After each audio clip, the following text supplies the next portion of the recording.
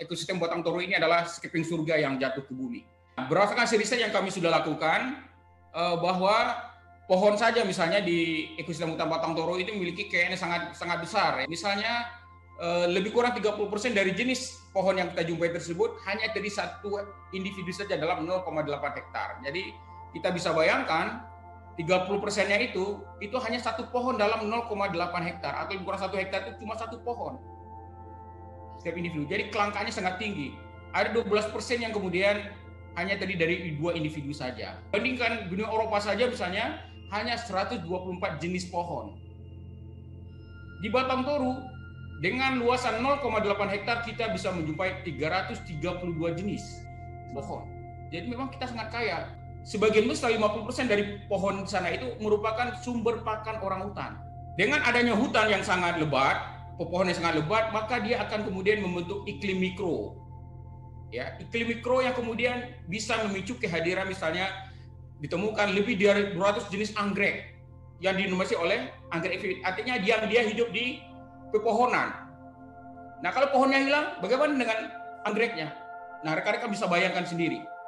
Karena ketutupan kanopinya yang lebat, maka kemudian terbentuklah iklim mikro, ya, yang dia menghadirkan kemudian habitat bagi tumbuhan lainnya.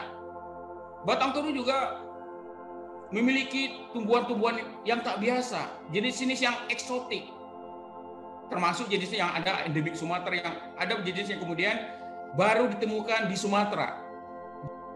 Kita bisa bayangkan kemudian kalau tegakan hutannya hilang, bagaimana dengan keberadaan anggrek, dengan Rafflesia, Amorphophallus dan sebagainya, yang dia hidup sangat tergantung kepada hadirnya tegakan pohon.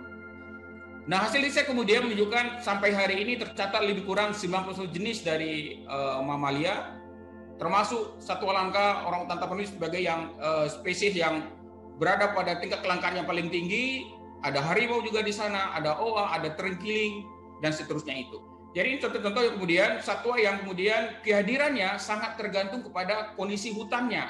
Karena hutan itulah rumahnya, habitatnya, menyediakan tempat makan, menyediakan tempat mereka bermain, dan sebagainya. Tempat mereka bersosialisasi, tempat mereka beraktivitas hari-hari. Nah, kita bisa bayangkan kalau kemudian hutannya yang kaya tadi itu rusak.